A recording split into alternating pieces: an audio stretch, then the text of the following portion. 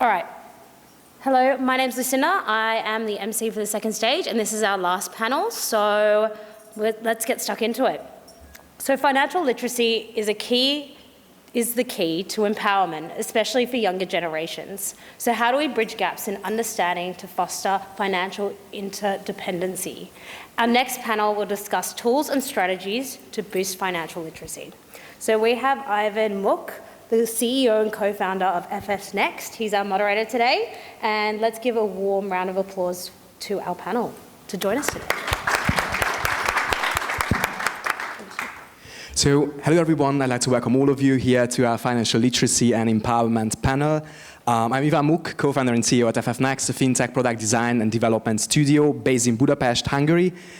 We've been working on mobile apps, web apps for fintechs, banks and insurance companies in over 20 countries. And family and youth banking has been a really important topic for us. We've been advising some European larger banks on their youth banking strategies. And I definitely believe that Europe has a lot to learn from Australian fintech players. And I'm really excited about our panel today. And before jumping into our questions and topics, I'd love to hear your introduction about yourselves and your ventures. Let's start with you, Kate. Thank you. Hi everyone, I'm Kate Wilson. I'm product director at RFI. RFI is a market research firm that focuses exclusively on financial services, everything we do, banking and payments, and speaking to thousands of consumers every year about their financial services needs and behaviours. So I'm going to be talking a little bit about our data and what it says about financial literacy in Australia at the moment, and in particular what we see from a youth or Gen Z perspective. Hello everyone, my name is Brian Wilmot. I'm the Chief Marketing Officer at Stake. So Stake is an investment platform that allows Australians and Kiwis to confidently manage and grow their wealth. Historically, we've done that primarily through share investing, but as we continue to grow, and obviously as financial progress becomes more on the agenda for everyday people, we're diversifying our products, most recently into a self-managed super fund administration product. And obviously, we serve more of the next generation of investors. The median age of the customer on our platform is about 35. So sort of, we're like a ComSec for under 40s, but expanding the product suite, if you wanted to think of it that way. And so obviously financial literacy is a really important part of enabling people to grow the confidence to be able to take control of their financial progress. Hi everyone, my name is Isabel Chatter and I'm the co-founder and CEO of Drip Invest. So we are a new educational investing app for under 18s, and we offer micro investing with parental controls and also lots of lessons for them to learn. So the idea is to offer the early exposure and the knowledge that will build the confidence, the habits and everything that they need to succeed in their adult lives. Hi, I'm Ish Ko. I'm the Managing Director of KIT. We're part of Existing Ventures and built by CommBank. We're a pocket money app for kids, so we help parents with kids aged between 5 to 14 help build financial capability through learning by doing. So we have help parents manage their pocket money and chores. There's a prepaid card with parental controls, and we also have a learning component which is highly gamified and interactive, what we call Money Quest, to teach kids about money. Amazing. Thank you so much, guys. To really set the tone of our panel, I'd like to turn to you, Kate, because you're quite close to actionable insights and data around financial literacy. How do you see financial literacy in Australia? Yeah, it's a great question. So one of the data points that we have is looking at whether customers feel like they are at an optimal level of financial wellness. There's sort of positive and negatives to that. There is a significant proportion of Australians who do feel financially well, but about 1 in 2 do not completely agree with that statement, and the percentage who strongly disagree has been going up over time. So there's, I think, probably some fairly obvious reasons for that. We're seeing high cost of living, we're seeing mortgage rates going up, customers are stressed. They're not saving as much as they want to, so they want to put more into savings. One of the things that we saw coming through COVID was customers really prioritising savings and wanting to have savings buffers. So all of that does contribute, I think, to financial wellness declining in this country. The sort of flip to that, and what I think is really positive, especially as we think about Gen Z, is that Gen Z really care about money and financial services and banking. So we get about 70% of customers who are 16 to 21, so young Australians, saying that they are interested in budgeting and learning more about financial services. I think that's high, and that's excellent to see. And that's also jumped significantly even in the last 2.5 years. So between us doing that research, we saw a big significant increase in interest in it, and the percentage of young people who say they don't care about financial services and financial literacy has gone down. So we are seeing a more financially engaged generation. There is work to do. I'm sure we'll talk about this in terms of how do you help those customers to achieve their goals, but they really do want to be engaged with this and getting better and more financially well. Thank you so much for that. So we've touched upon Gen Z and also potentially alpha customers as well. Brian, you're dealing with adult investors. How do you see that financial literacy? How literate are they actually? For sure. I think it varies on the customer type. So obviously when you speak about financial literacy in a market or in a country, there's obviously varying degrees that you're going to see across different segments. So when Stake was originally founded, the initial proposition was to unlock US investing for Aussie investors that just couldn't really get access in a simple way. So it was people that had experience investing on the ASX, but trying to trade internationally was complex, it was costly, it was just a pain in the ass ultimately. And so that was the initial problem that we solved. So our very first customer was reasonably literate in that they had an investing experience and doing it on the ASX, and they just wanted to access a bigger market, sort of where the biggest names on earth are, and take advantage of that opportunity. As the retail investing market sort of saw a huge boom through the COVID years, and really all of that cultural tension that was bubbling up around getting more engaged with your finances came to a head when everyone was sitting at home and the stock market was doing crazy things, and for those that were still able to be working, they had excess cash, people started to come into the market. So for these first-time investors coming into the market, obviously they don't have that background that our initial customer had. And if you remember, during that time, the stock market kind of took a dip in March of 2020, but then everything just started to rally in particular technology stocks and on the US market. So first-time investors were kind of like, oh, the stock market's great. I just buy a stock and it goes up 20% overnight. This is amazing. Why didn't I do this earlier? But then obviously things have turned over the past 18, 24 months, and people seeing red in their portfolios, and they're now starting to come to terms with, how do I actually look at investing as a skill, and how do I arm myself with the confidence of knowing what to do to make sure that I can weather the ups and downs and the different market conditions and really understand the mechanics of what's going on, as opposed to just having come into the market and experiencing that growth. So for that segment, we're starting to see a really significant intent come through around wanting to learn the skill of investing. They don't necessarily have the experience, they didn't necessarily study finance at university, or certainly didn't learn about it at school. Possibly their parents didn't even educate them on it. But now they're sort of taking the bull by the horns a little bit and really upskilling independently through things like social media, reading books. I know we'll come on to finfluencers or content creators, but obviously a lot of information out there. But yeah, to varying degrees, but for that mass population, there is still a long way to go, and a lot of an opportunity to provide them with what they need to build that confidence and that skill set. Thanks a lot, Brian. You mentioned finfluencer. We'll definitely get back to that later on. But now getting back to the root of actually our panel and financial literacy, Ish, I'm really interested in your view. Whether do you think are schools enough to teach financial education? And if not, who should be responsible for actually teaching financial education? So this is one of my really big bugbears in terms of public discourse, where there's lots of talk about how schools should be doing more to educate kids, and I don't disagree with that, but it is a very simplistic look at how kids actually get good at money. So if you talk about financial literacy, that's often used to talk about the knowledge, do you know what compound interest is, do you know the fact that it snowballs over time. But to actually be good at money, you need to put it into practice, which is experience, and you also need to have an attitude or self-efficacy, which is a belief in yourself that yes, I can achieve my goals and it's worth doing. All of that combined is financial capability. And so you can see that a school course that's going to teach you to eat your 5 vegetables and 2 serves of fruit, you don't come out of school and everyone's healthy. You don't do it. They can tell you to do it, but you're not going to do it. So that's where the role of parents is really important. And I feel like it's not as understood enough. But if you think about where you got your attitudes and your beliefs and values towards money, it's all about the role modelling that your parents gave you and the role modelling and people around you. That's what they call financial socialisation. As well as the experiences that they exposed you to. So, if your family was struggling financially, did your parents talk about paying bills and how did they deal with that? How did they budget as a household? So The answer is it's complex and it's a whole network that's required. It's parents, it's schools, it's government. It's also, there's a role that I think that companies like us and tools can play. Exciting, really.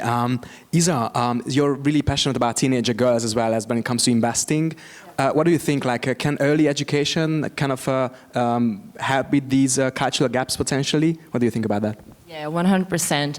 I think we are scared of what we don't know, right? So, for example, here in Australia, we love property, right? Because, you know, our parents, we have the conversation at home. Like, we hear our parents saying, this is my mortgage, this is how much I pay, this is my interest. So you're familiar with it. And it's quite interesting how even, you know, as a young individual, you're comfortable going in and getting a massive mortgage and getting into debt to pay for a house because you're familiar with it. However, a lot of us are still very scared of going into, you know, the markets and then buying an ETF, and even if that costs you $100, because you've never learned about it, because you never had any exposure to it, you never experienced it yourself. So I think the earlier we can get people having those experiences, and especially if those experiences can be crafted in a way that is supported by theory, but also is supported by people that you trust, like your parents, like your family as a whole, you know, your siblings, your community, and they can help you experience the ups and downs, even if it is the ups and downs of $5, you know, and you're making more or less 30 cents. That will actually build the knowledge, the confidence that you can, and the habits that you can take into adulthood to become a better investor and manage your finances better. So now we've kind of discussed how schools can contribute to increasing financial consciousness, and I'm really interested in your view, Kate, whether banks could actually contribute to that. Yeah, it's a good question. I think the school one is a good one too. I agree. Schools should be playing some part in it, but we can't rely on schools to do everything. I think also just going back to the parent space as well. So our research shows that 90% of Gen Z learnt about money from their parents versus 60% at school. So parents are playing a massive, massive role. When young people are making financial decisions, 70% of them say their parents are the biggest influence on them. So parents are playing, again, a huge role. And I think the challenge there is, what if the parents don't know enough about financial wellness or have enough financial literacy? So I think the question then becomes, how do you support parents to have those conversations with their kids? Actually, the other point I was going to make is when we looked at the extent to which young people are having their parents talk to them about money, so about 90% of young people said, yes, my parents spoke to me about money. A much lower proportion of parents say they're having those conversations with their children, which I think means that a lot of those are happening really informally, and parents aren't even aware that they're transferring that knowledge. So yeah, then it becomes, how do we empower parents and make sure that they're teaching financial literacy in a way that is helpful and useful and sets their kids up for life. And I think banks have to play a role. Banks and fintechs and the financial services community have to play a role there. KIT, I think, is also a great example of how we need to move into a more digital world. So by age 11, 90% of kids get pocket money, but it is still predominantly cash-based. And then if you look at the extent to which Australians use cash at the moment, most Australians don't use cash in a typical month. So we're teaching kids the value of money with a really outdated payment method. So that's where I think we do have to have things like KIT and banks and fintech more broadly, making sure that the tools that are available are fit for purpose and are teaching kids how to be financially independent in an increasingly digital world. And as we've talked about banks, I'm quite eager to ask you, Ish, how is it to be part of a larger organization as a challenger? Could you please share your experience with us? Yeah, we're in a very interesting part of CBA, so part of X15, which is a venture scaling arm of CommBank. From a tech perspective, and product perspective, we were given a lot of freedom to really spend the time to try and understand how it was that we were going to build financial capability. So I think there's a really strong role that financial products, that in and of itself is part of financial capability, being able to use financial products appropriately, but there's a lot more that tools can do when it comes to, for example, teaching self-control. We have an advisory panel, and one of the things they said was, how do you create friction between that, when that moment the kid tries to transfer out of their savings onto the card to spend and just say, are you sure? This is what it like is. So they said sometimes it's not good to have everything instant and happen all at once, create that moment of reflection, but also be able to create tools that make good financial behaviour easy. And obviously this is in tandem with the parents. So for example, we're working on a feature right now, almost ready, for split when you get your pay. You can split it in between like your savings, your spending, and you can set up a default. But you also have to, at the same time, teach the kids, why would you want to do this? Why do you save? And so have educational content at the same time to be able to reinforce all of that. So, you know, the fact that you can have a relatively siloed part to really focus on a customer, we've had a lot of a really positive experience being able to do that, but also have the backing and the trust, but also being held to the same risk standards. So we do lots when it comes to risk management. We're at the same kind of level as Combat. We're held to the same standard when it comes to risk management, what happens to your money, controls, all of that kind of stuff. So it means that, you know, relative to what a startup doing it on their own would be, I can't really compare to anything, but, you know, we're much safer. Like if you were a founder spending your own money, it's something that you would wait until you had more money to invest in things like cybersecurity, risk, all that kind of stuff. Whereas we've been able to do a lot of that from the start. Cool. Coming from a product design background myself, I'm really interested in whether there are some principles for you, like how to design for kids, maybe differently compared to parents or adults. Do you have something interesting to share with us? Yes. And it's a real challenge. So our product is to support kids between the age of 5 and 14, and there's about 3 different segments within there. So there will be children that can't read very well. There'll also be children that don't understand percentages versus numbers. And then you have kids that are very proficient, digitally native, using games, used to all that. So one of the key design considerations that we have, and it's a philosophy as a company, which is create it kid first and speak to the kid at their eye level. So you're not trying to speak down at them. You're speaking in a really positive way and encouraging them and always believing, you know, you're not punishing because you did something wrong. It's always about boosting their confidence, and it's about speaking to them as if they're an equal. So that was one. Second one was around how navigation and customization. So in this world where kids are like, they're playing Roblox, playing Minecraft, there's just like unlimited creativity. So they kind of expect that in other digital services that they use, and the gamification, things they're using, mathletics, reading aids, everything is gamified these days. So it's almost like you're competing with games to kind of get their attention. So the gamification is a piece where, you know, you can do learning content, earn winkets, which is what we call in-game currency, you know, redeem it for a goat hat. So that kind of thing to kind of reinforce that motivation was important. And then finally, from a navigation perspective, kids tend to navigate digital services different to adults, particularly if they don't read well. So having everything that's visual first and text later. So you kind of assume they don't read any of the text, and you just they've got to work their way around it. Wow, thanks a lot for that. That's really interesting how you differentiate between the age group of youngsters. There are massive differences, I guess, between these children. And I'd really love to ask you, Isa, about your thoughts around how we can move beyond theoretical knowledge and teach really practical stuff for children. What do you think about that? Yeah, so totally agree, with everything that I mixed Kit and Ish just said.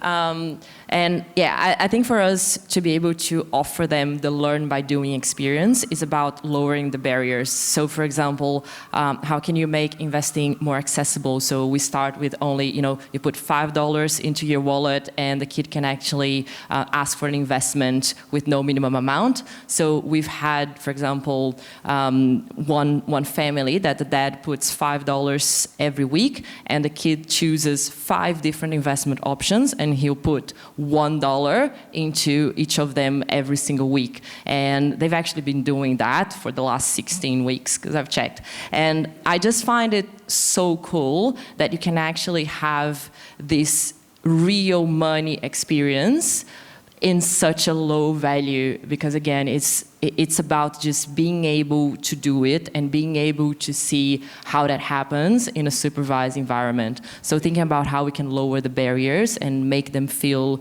included and make them feel like this was built for them. Reducing also the level of risk that they are exposed to. So for example, in our case, we only offer ETFs, so they don't really pick just one company. So we sort of already pre-selected only 15 options, because being overwhelmed is also a big concern. If you're a first-time investor and you go into the share market and you see, oh, I have 5,000 options to invest, you're completely paralyzed, and then you basically do nothing. So if there is a way that we can, simplify, we have to make it simpler, but without oversimplifying it or leaving a lot out or even making decisions for them. We have to be as unbiased as possible. So I think that's sort of the environment that we want to create for the experiential learning. Talking about investments, Brian, how do you educate investors with Stake? You have some great content out there. Yeah, so we do it obviously in a number of ways, many different formats, topics, whatever. I think the key thing is that you have to understand that as a brokerage or as any business and a company and a brand, you play a small role in that consumer's life. And you sort of need to understand, ultimately, your role is to be helpful to that consumer within or that customer in the realm that you play. But that you're kind of, and especially when it comes to being a investing platform and it's about their financial progress, you're kind of the stage, not the star. So understanding where and how you need to play in different modes to be as helpful as possible is quite key. So when you think about engagement, we think a little bit more about engagement and building confidence, and then part of that is education, but part of that is also inspiration. So of course you need to educate, people need to understand how to do certain things, but sometimes they need to be inspired to actually act, to re-engage, to come back. Maybe they've invested 1 or 2 times and now they're just feeling a little bit lethargic because they haven't made 1,000% overnight. So what we try to do is really look at all the different points in the customer journey and the different points in which they're interacting with us and understand how can we be most helpful at this point in time. So if someone is new to the category and new to investing and they've just onboarded and they're looking to make their first investment decision, we perhaps will provide them with some content that more educates about how to think about making investment decisions.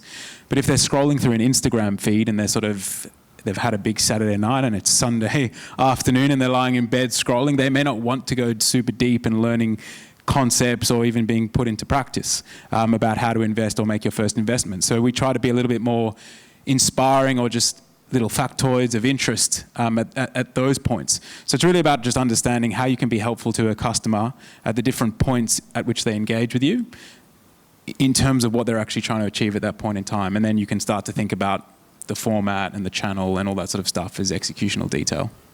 Yeah, and you mentioned early in the panel finfluencers. Do you work with some exciting content creators? So I think finfluencers is like the worst term ever, I think, like that it's been coined.